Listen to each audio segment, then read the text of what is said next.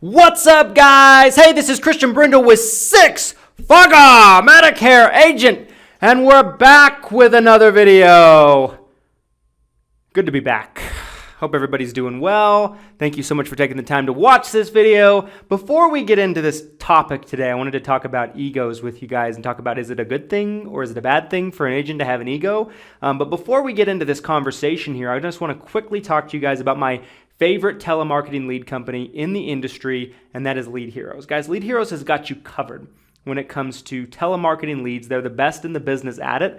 They have highly trained and highly skilled telemarketers that will essentially take the hard work of finding interested prospects and interested customers out of it for you. And they will find these people for you, and they'll pre-qualify them to make sure that they, one, want to talk to you, number two, that they're qualified to purchase your product or service. And they got you covered, guys. They specialize in Medicare supplement leads, Turn 65 leads, final expense leads. Just because you watch this video today, Lead Heroes is going to give you 10% off all orders on their website. There's a link to their website found down in the description, along with a coupon code for 10% off all orders. Give them a try in 2021. Okay, guys, let's talk about egos. Is an ego a good thing or a bad thing for an agent to have, or an agency owner, or somebody that wants to get into this business?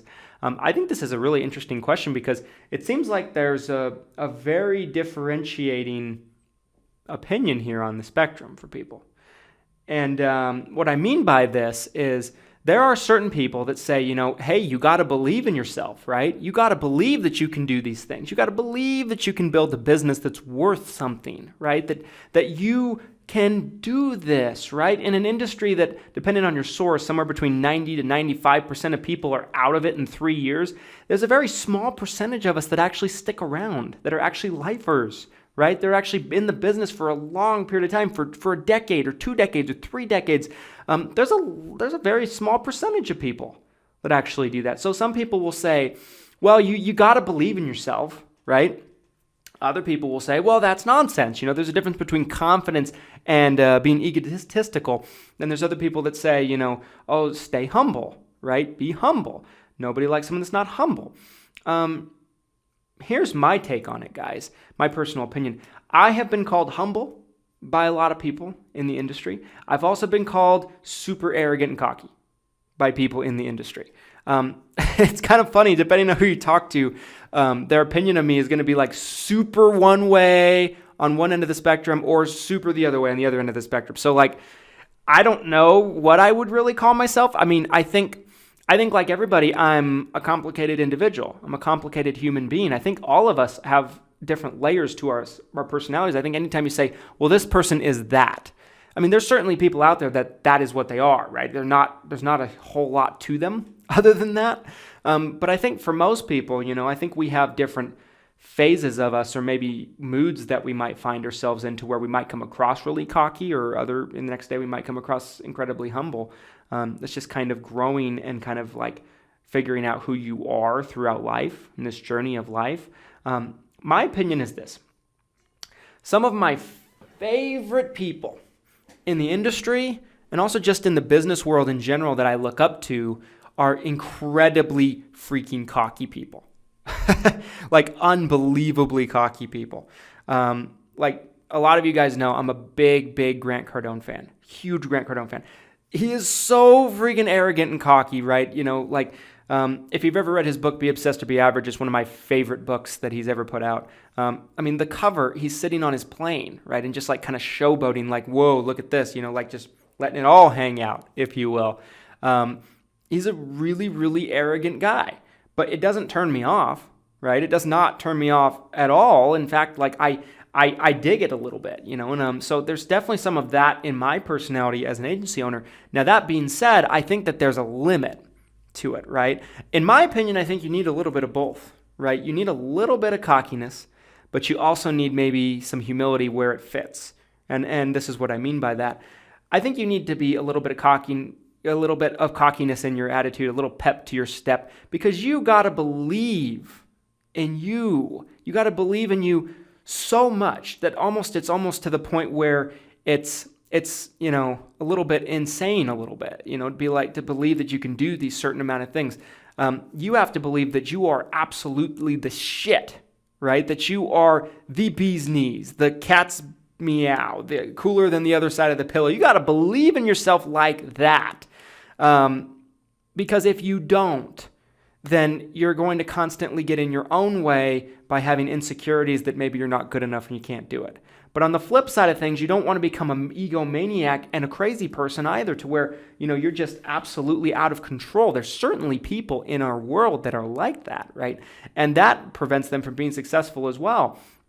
You have to pick your spots, right? And there's other people I've met in our industry too that are super successful, absolutely, top of the food chain in terms of success in our industry, in the insurance industry, and they could not be more humble, right? Like, you'd never know it if you bumped into them on the street. And that's very attractive as well. Just the authenticity of these people. They're just real life people. I think they're confident in what they do, but there's no cockiness in them. I don't think this is necessarily a one size fits all thing. I don't think it's a bad thing to be cocky. Let me put it out there. I don't think it's a bad thing to be a little bit cocky, maybe a little bit arrogant, because that's just you believing in yourself a little bit. I think that if it gets to the point where it's a little too obnoxious, it rubs people the wrong way, I think that it can be a bad thing. It's definitely better to be humble than to be cocky. But if you don't want to be so humble that you sell yourself short, right? That you don't see your good qualities, that you don't see what your strengths really are. If other people see it but you can't,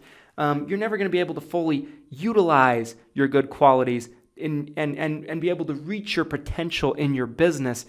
It's one of those things to where, too much of any one side of the spectrum here can hurt you.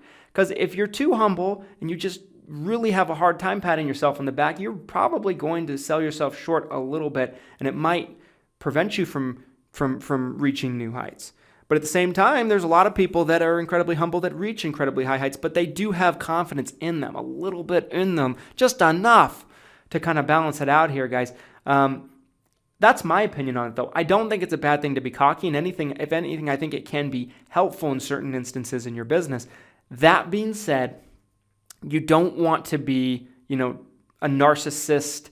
You don't want to have those narcissistic personality traits and those kind of things to where, you're, the second coming of Jesus or something like that, to where you are it, everybody else, it's your world and we're all just living in it kind of thing. You don't want to be that level of cocky, right? Because you'll burn a lot of bridges, people will hate you, and you'll have a hard time making good relationships in our industry. You have to be, there are situations that it calls to be a little bit arrogant, a little bit cocky, and I think that is necessary, right? Anybody that did something that was just amazing, extraordinary, think, how could they possibly do that? They were absolutely crazy in their mind because they believed that they were just this hugely impactful force and they could do anything. That's arrogance. That's cockiness to believe that about yourself, but that's in a healthy, constructive manner, and you're pushing it into a good place. But at the same time, it can get out of control very quickly. I think it's a very interesting sliding scale. I think it's a gray area from time to time. Be humble, guys. Be humble, but don't be afraid to notice your strengths also and to just have ultra confidence and belief in yourself, because you're going to need it along this journey. Anyway, guys, I'd love to hear what your thoughts are about this. Are you more drawn to people that are more on the arrogant side or more people that are on the humble side? What is your opinion? What do you think you are personally? Drop it down in the comment section. If you enjoyed this video, if you enjoyed my take on this, I wanted to talk about it because I hear it talked about all the time. And I was thinking about it the other day, and I was talking to my wife, and I was like, I've had a lot of people that tell me I'm either super humble or they tell me I'm super arrogant and cocky, if the people that don't like me. And that's so weird to me. I don't ever talk to anybody that tells me anything in between. It's always either completely on one side or the other. And so I was like, what is actually better? What is actually more beneficial for you as an agent and a business owner? So anyway, guys, hope you enjoyed this video. 3 videos a week, 6-figure Medicare agent.